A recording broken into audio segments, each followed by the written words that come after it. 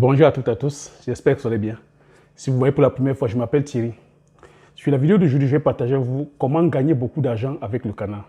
Donc, restez jusqu'au bout de la vidéo afin que je puisse partager avec vous les différentes astuces et techniques. Donc, sur ma chaîne, je parle d'entrepreneuriat et d'investissement en Afrique, car je reste persuadé que c'est en entreprenant en investissant qu'on pourra développer notre continent. C'est en investissant massivement sur le plan économique que le continent pourra se développer. Sur la chaîne, je fais la promotion des produits du terroir africain. Je valorise notre culture et nos mets. N'ayons pas honte de partager nos mets au restant des autres communautés.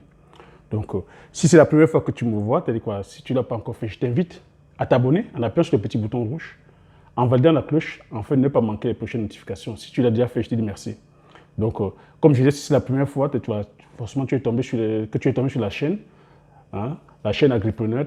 Agripreneur, pourquoi? Parce que voilà, je suis entrepreneur dans le domaine agricole. Hein. Donc, il y a de cela 7 ans, j'ai embarqué que femmes, enfants, frères et sœurs, pour aller répondre à l'appel que nous savons tous. Nous savons que l'Afrique est un continent où il y a tout à faire. Donc, moi, c'est le constat que j'ai fait il y a cela 7 ans, en se disant, qu'est-ce que je peux, quelle est la contribution, quel est l'impact que je pourrais aussi apporter à mon niveau, afin de pouvoir aussi apporter ma pierre à l'édifice. Parce que nous sommes tous à dire que l'Afrique est à construire, que tout est à faire en Afrique. Mais le constat où après le constat, je me suis dit, mais qui doit le faire? Moi, je pars du constat que c'est nous qui devons faire. C'est les fils et filles d'Afrique qui devaient aller bâtir l'Afrique. Nous ne devons pas laisser que les autres. Et comme j'ai coutume à dire, l'Afrique, la nature a horreur du vide. Si nous laissons que le vide, les autres viendront que s'engouffrer et investir. Donc c'est partant de là. Donc présentement, nous sommes encore en voie de croissance. Je suis encore en voie de croissance. Nous sommes encore en train de planter. Nous sommes sur les spéculations qui sont la culture du palmier à huile. Nous sommes encore en pleine croissance, en train de planter. Nous sommes présentement sur 15 hectares en production. Nous sommes sur la culture du poivre de Penja, donc c'est-à-dire communément poivre de Penja. Nous sommes sur la cola cuminata, nous sommes sur la Garcinia cola. Nous sommes sur le bitacola, communément appelé la petite cola, et nous sommes aussi sur la cola cuminata. Donc, le but de la chaîne est ici, afin de, comme je vous ai dit, valoriser les produits du terroir, mettre les produits du terroir en lumière. Si je suis sorti de mon anonymat, c'est enfin aussi de partager, partager mon expérience avec vous, partager mes difficultés, vous expliquer comment est-ce que j'ai fait pour me révéler de mes difficultés. Et de vous dire qu'il est possible d'entreprendre en Afrique. Ce n'est pas facile, mais c'est possible. Il est possible de réussir en Afrique. Ce n'est pas facile, mais c'est possible. Donc, je sors aussi de mon anonymat afin de vous dire, voilà, parce que j'ai aussi constaté que l'entrepreneur avait le vent en poupe, mais de vous dire aussi que entreprendre, c'est vraiment une philosophie. Entreprendre, c'est avoir le courage de se retrouver seul. Entreprendre, c'est avoir le courage d'aller apprendre, d'aller se former, de lire les livres, de s'entourer de ceux qui ont l'expertise.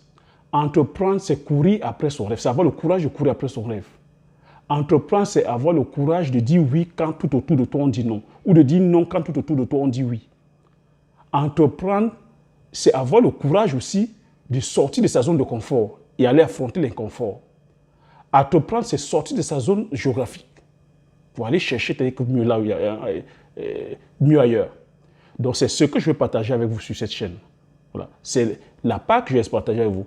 J'ai dit, je ne suis pas coach, mais si vous êtes comme ça, s'il y a une masse critique intéressée par l'aspect formation, je mettrai des formations sur ma plateforme. Mais pour l'instant, je partage comme ça, volontairement, mon expertise, mes connaissances.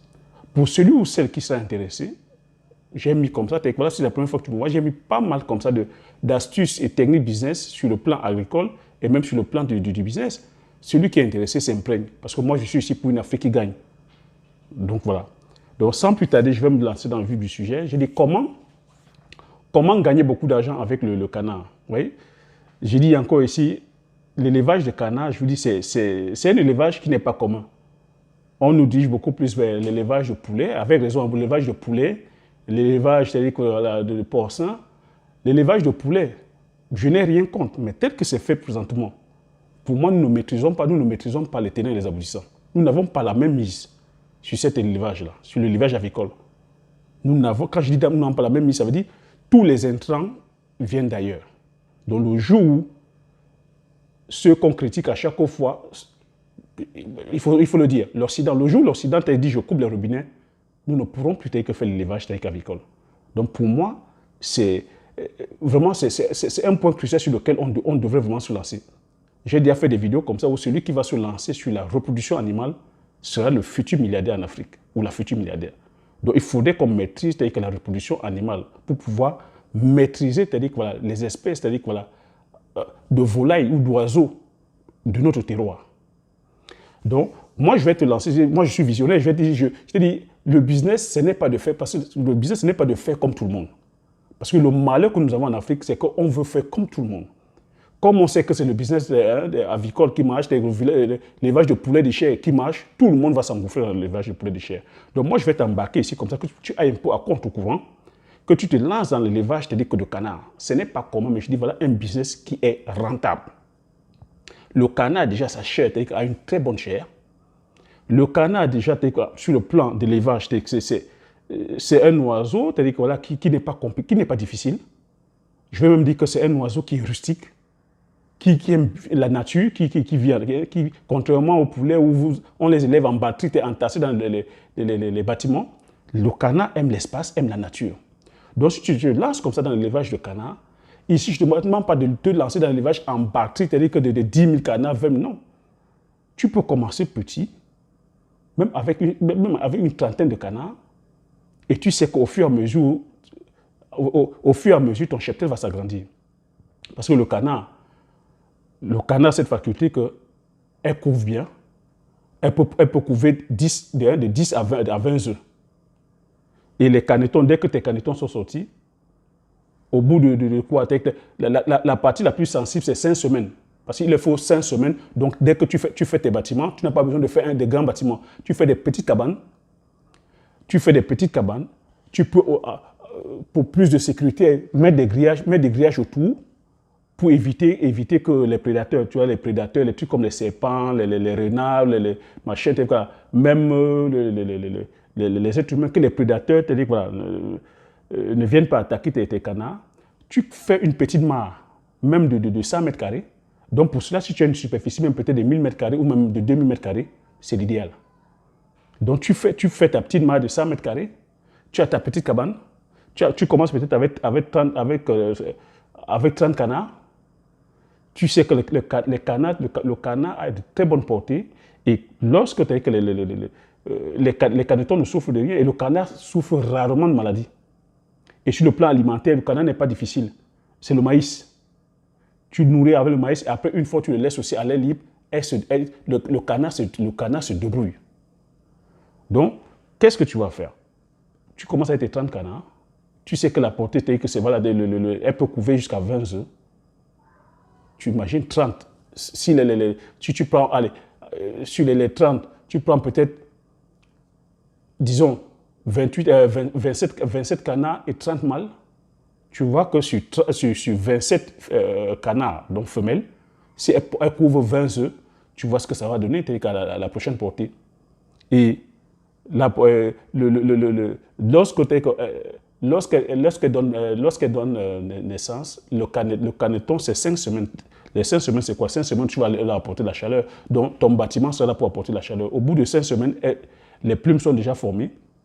Et après, voilà, ils sont capables d'aller se démerder dans la nature. Tu les laisses dans la nature, tu fais des parcours. Dans tes 2000 mètres carrés, tu peux, par exemple, planter des arbres fruitiers.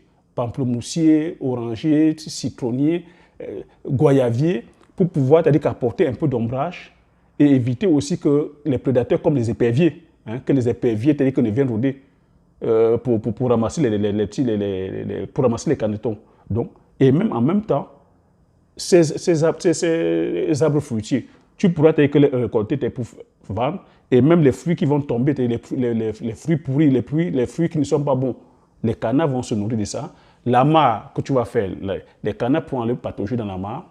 Et le canard, c'est-à-dire que la maturité commerciale, le canard arrive à maturité au bout de 4 mois.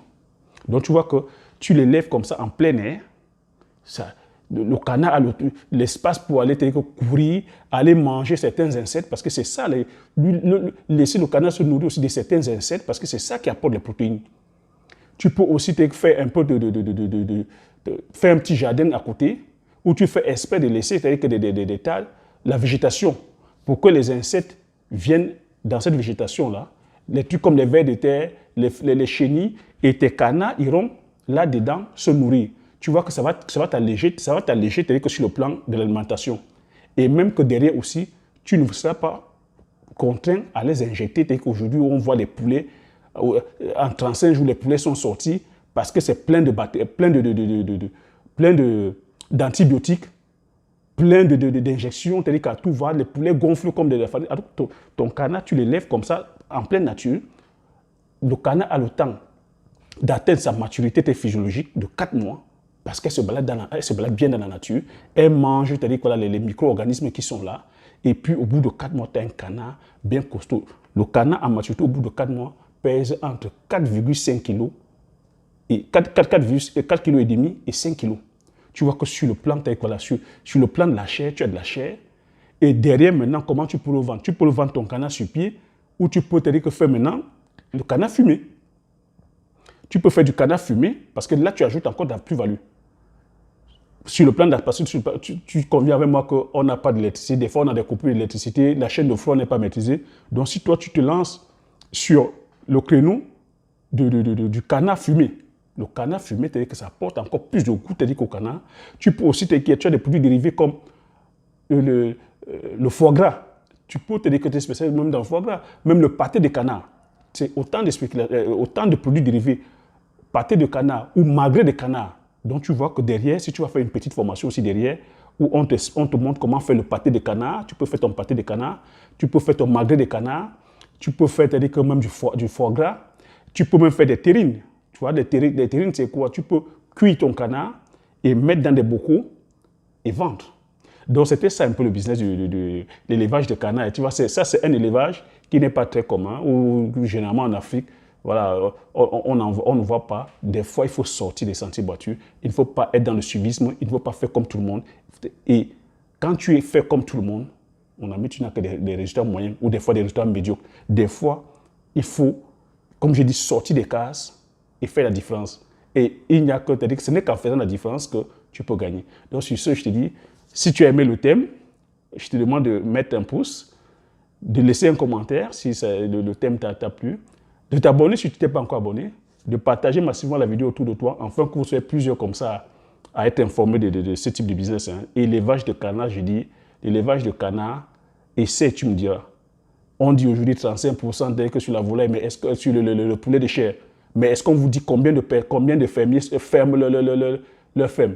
Combien de fermes sont fermées pour beaucoup de choses que je ne pourrais pas citer ici sur la vidéo parce qu'elle sera longue. Faute de ravitaillement tel que de poussins, faute d'approvisionnement tel que de provence, des fois les provanes de mauvaise qualité, faute de vaccins, faute de ceci, faute de cela. C'est autant de choses qui minent le secteur avicole de poulet de chair. Mais ça, il n'y a que les initiés qui savent. Donc, des fois, pour faire la différence aussi, va vers l'élevage de canard. Je vais citer comme ça sur ma chaîne, je vais te citer comme sur la chaîne. Plusieurs élevages sur lesquels, des fois, il faut faire la différence. Même en termes de protéines animales, il faut aussi des fois varier. On ne va pas que manger le poulet tout le temps. Il faut aussi des fois varier, faire aussi un peu faire du canard, faire d'autres spéculations. Donc sur ce, je te dis merci, aux prochaines vidéos. Ciao.